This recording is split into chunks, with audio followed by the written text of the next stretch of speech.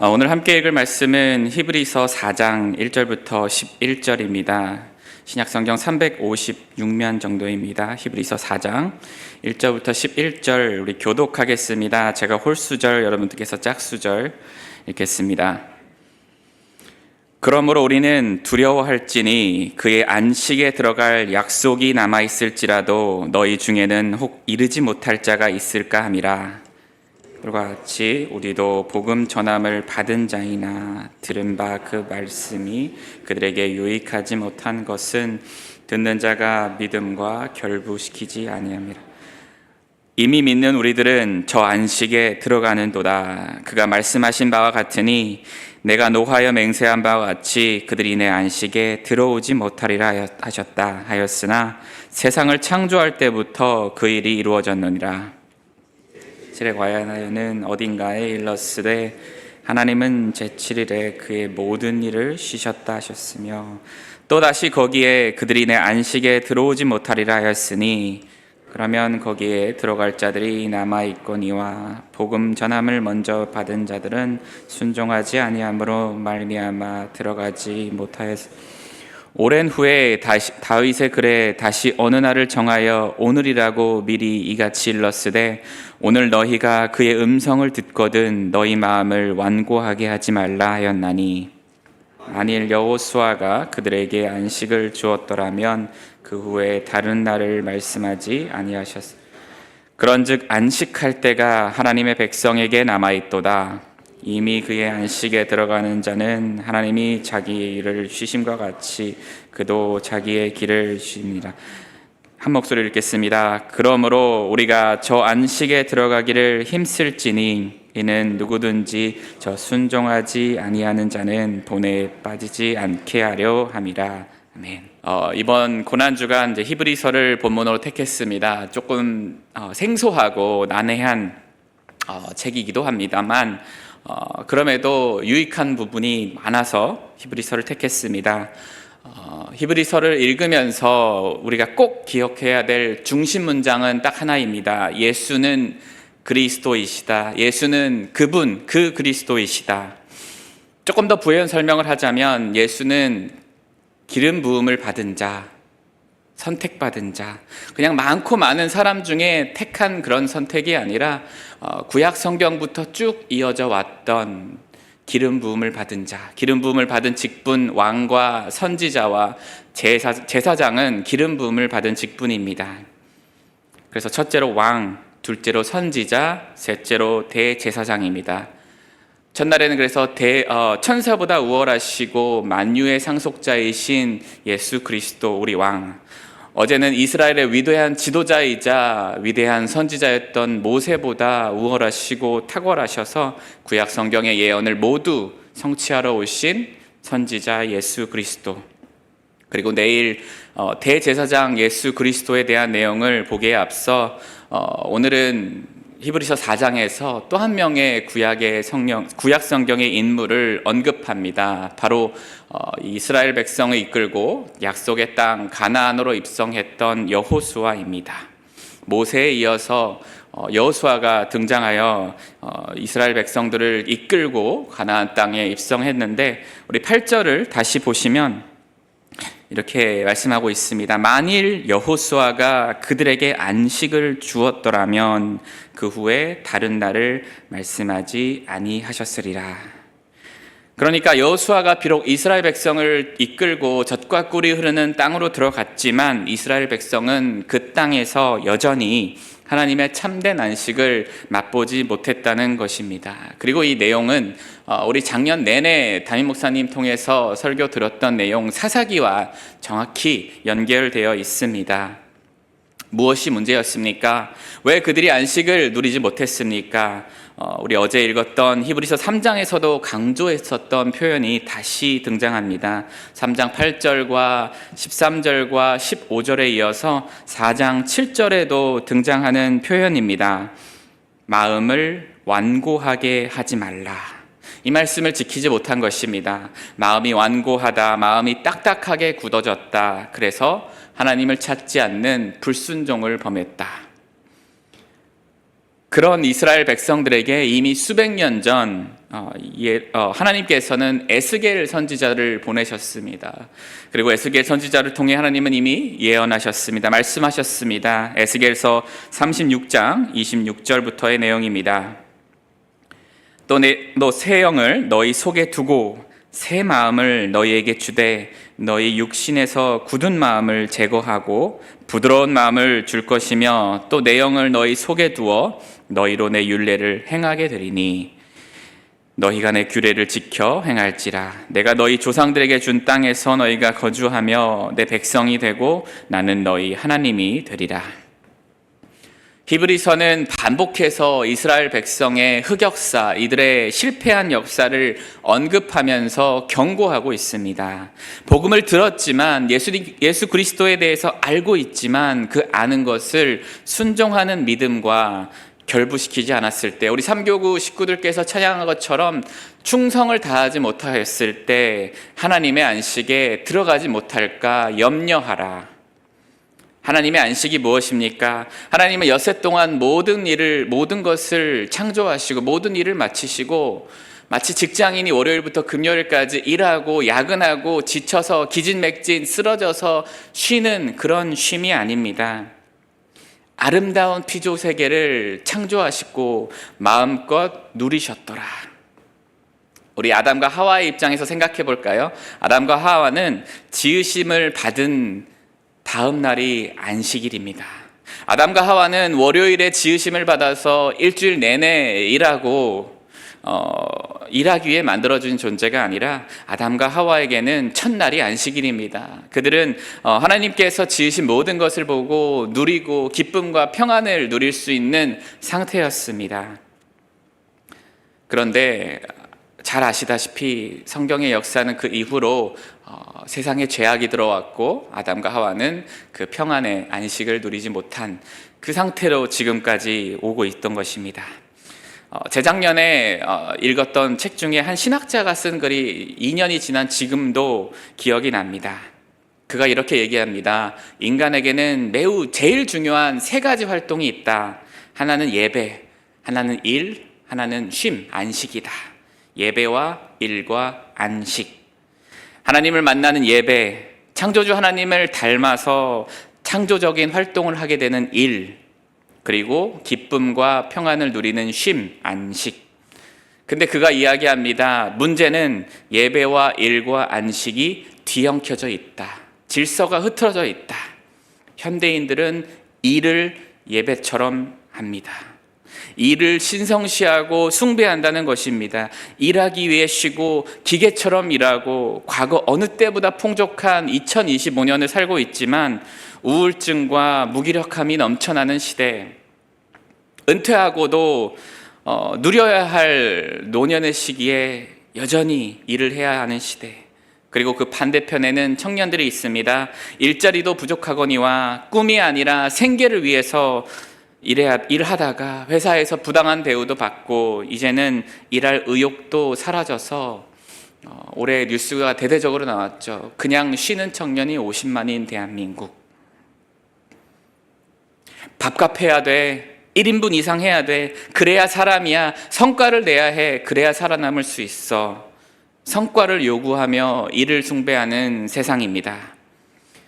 또 두 번째, 쉼, 안식을 마치 일처럼 합니다. 휴가를 떠나면서도 업무 카톡, 업무 이메일을 놓칠까봐 신경을 곤두세워야 합니다. 이메일에서 해방되지 못합니다. 쉬면서도 내가 이대로 그냥 쉬고 있는 것이 맞나 고민하게 됩니다. 또 셋째로, 예배는 휴식처럼, 예배는 놀이처럼, 예배는 엔터테인먼트처럼 소비할 때가 많습니다.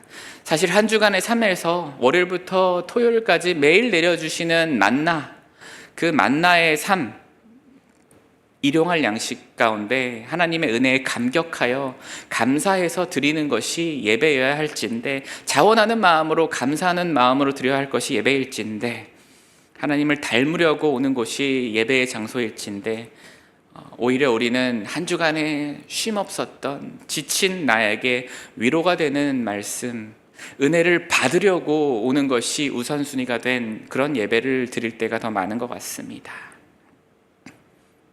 이렇게 일을 예배처럼, 그리고 놀이를 일처럼, 그리고 예배를 엔터테인먼트처럼 이렇게 질서가 흩어진 세상은요, 안식이 없는 상태입니다. 천국, 하나님 나라에 반대되는 개념은 바로 안식이 없는 상태입니다. 요한계시록 14장에도 짐승과 그의 우상에게 경배하는 자는 밤낮 쉼을 얻지 못하리라. 바로 지옥입니다. 지옥은 다른 것이 아니라 안식을 얻지 못하고 걱정과 근심과 불안이, 염려가 늘 넘쳐나는 상태가 이미 지옥입니다. 그러나 그런 우리에게 예수 그리스도께서 오셨습니다. 구약시대에 예수라는 이름은 여호수아라는 이름과 똑같은데요, 구약시대에 여호수아가 주지 못했던 진정한 안식을 주시러 예수님이 오셨습니다. 잘 아시는 마태복음 11장 28절입니다. 수고하고 무거운 짐진 자들아 다 내게로 오라. 내가 너희를 쉬게 하리라. 나는 마음이 온유하고 겸손하니 나의 멍에를 메고 내게 배우라. 그리하면 너희 마음이 쉼을 얻으리니. 왕으로 오신 예수 그리스도, 선지자로 오신 예수 그리스도, 그리고 제사장으로 오신 예수 그리스도를 믿는 믿음으로 우리는 안식에 들어가기를 힘써야 합니다. 그래서 히브리서 기자는 이야기합니다. 이미 믿는 우리들은 안식에 들어가 있는 상태이다. 이 땅에서 이미 시작된 하나님의 나라의 안식을 맛보아야 합니다. 그리고 동시에 언젠가는 반드시 이루어질, 속히 오고 말 그 영원한 안식에 대한 소망을 한편에 붙잡고 살아가야 합니다. 11절입니다. 그러므로 우리가 저 안식에 들어가기를 힘쓸지니 이는 누구든지 저 순종하지 아니하는 본에 빠지지 않게 하려 함이라. 우리가 그 얻은 구원으로부터 흘러 떠내려가지 않도록 꽉 붙잡아야 합니다. 때로는 세상의 유혹이, 때로는 우리를 낙심케 하는, 근심케 하는 사탄의 유혹이 거셉니다. 그럴 때 우리 또 히브리서 3장 13절 기억하셔야 합니다. 오직 오늘이라 일컫는 동안에 매일 피차 권면하여 너희 중에 누구든지 죄의 유혹으로 완고하게 되지 않도록 하라. 매일 피차 권면하여. 신앙생활은 개인전, 개인 플레이가 아닙니다. 하나님께서 그의 백성을 부르신 가운데 저와 여러분들이 속해 있는 것이 은혜입니다.